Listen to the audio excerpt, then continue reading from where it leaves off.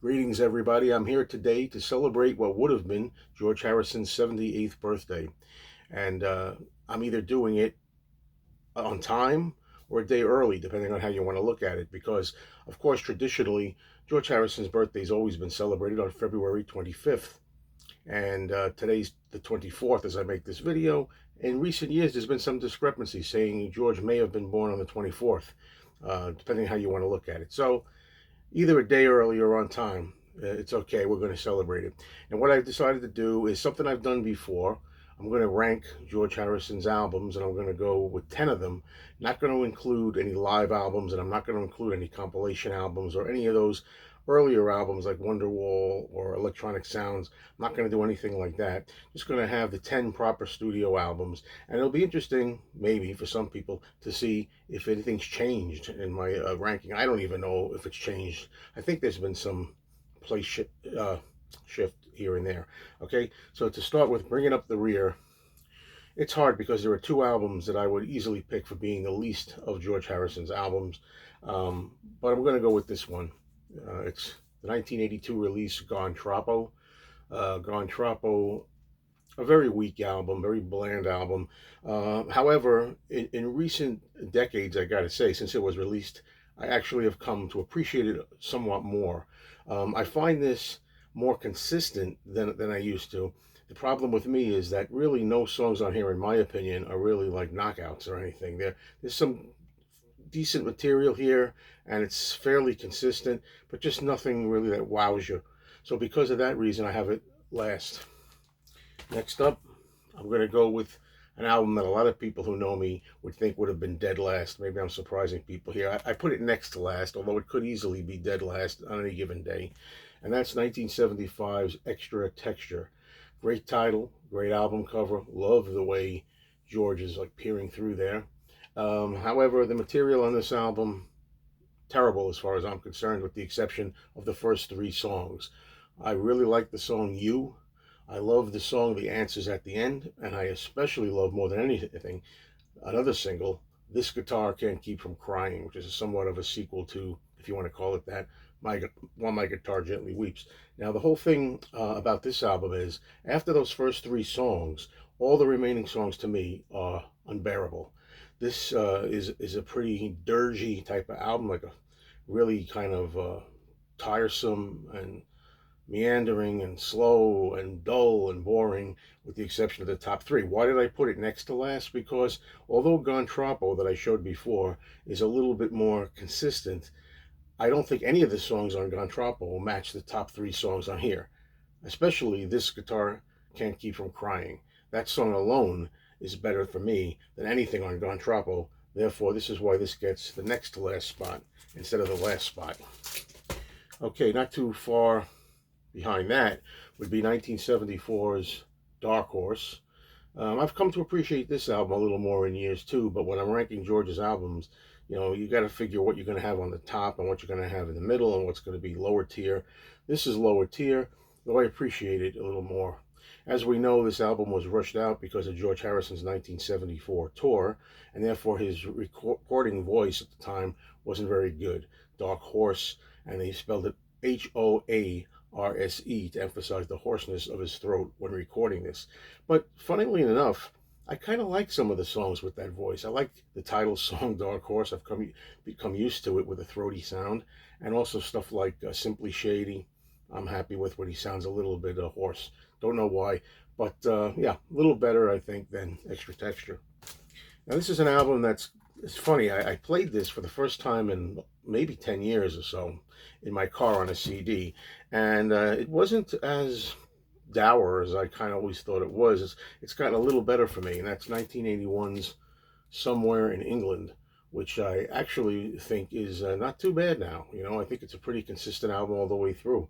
I really enjoyed it, having been away from it for such a long time, but it's nowhere near George's best albums, so that's the next ranking. And I'm sorry that I don't have numbers for these, okay?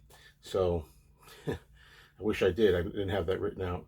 Okay, next up we're going to go with the last album by George released after he passed. and that's Brainwashed. This is an album which it keeps, again, rewarding on repeated listenings. It gets better and better, this album. I think there's really good stuff here. And in a way, this could have been higher on the list. It could have been closer to the top albums, because this is really growing on me more and more the more I hear it. Really good stuff on here. Any Road, Looking for My Life, Rising Sun, Marwa Blues, Stuck Inside a Cloud. Wow. Between the Devil and the Deep Blue Sea. Wow, the more I think about it, this is a pretty darn good album. So anyway, that's what Brainwashed is. Okay. Now we're going to, I think, what do we have here? How many do we have left? One, two, three. So that we have the top five, I guess. So at number 5, we have the 1976 album, 33 and a Third, which is a good 70s album for George. And there's good music on here. I don't know, it's George in good form again. He had released Extra Texture before this, and I definitely think that this album is much better. So yeah, some good stuff on here. Beautiful Girl, See Yourself, Woman Don't You Cry for Me, Dear One, Crackerbox Palace, the great single. Yeah, this is number 5 for me. 33 and a Third. Number 4. This may surprise some people, but I really do like this album, but tastes change over the years. So I put this at number 4. A very good album, follow up to his All Things Must Pass album. Yeah, this here is Living in the Material World from 1973. You can see a lot of reflections in there if you want to look at some of the stuff, pictures that I have that you don't usually see on the wall. Yeah, 1973, very spiritual album. I would arguably say it may take time for people to get into this. It helps if you're spiritual. You don't have to be necessarily, but there's some really good stuff here. A really worthy follow-up to All Things Must Pass. Number 4. Okay, this is the one that's risen the most, I think, for me. I don't know, maybe not, but I think I usually put this maybe in back of, yeah, I'm sure I put this in back of Living in the Material World, previous rankings, but now this is at number 3. It's the 1979 self-titled album, George Harrison. A beautiful album, gorgeous. The single Blow Away, that should have been a bigger hit than it was.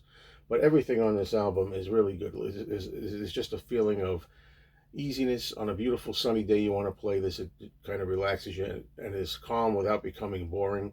Good stuff on here. Soft-Hearted Hannah, kind of a crazy kind of like a song.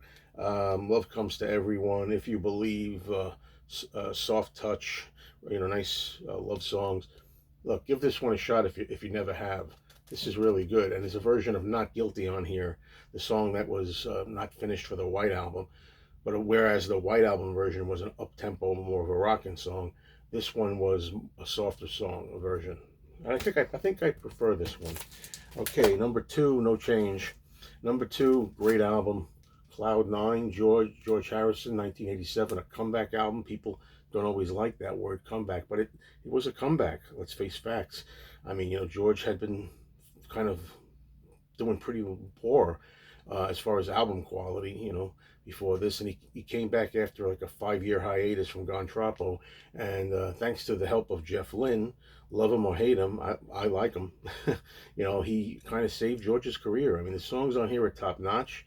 All the songs, consistent album all the way through. George got the number 1 hit with his cover version of Got My Mind Set on You, which is a cover song. But nevertheless, that's the last of the ex-Beatles so far to have really a proper number 1 hit on their own. Way back in 1988, early 88, that became a number 1. When We Was Fab, Remembering the Beatles Days, like Devil's Radio. I mean, I could name all the songs here. And George's voice is in great shape. I think his vocals on here are among the best of his entire career. So Cloud 9 at number 2, and you all know what that leaves, of course, and I just can't come to put this at number 2.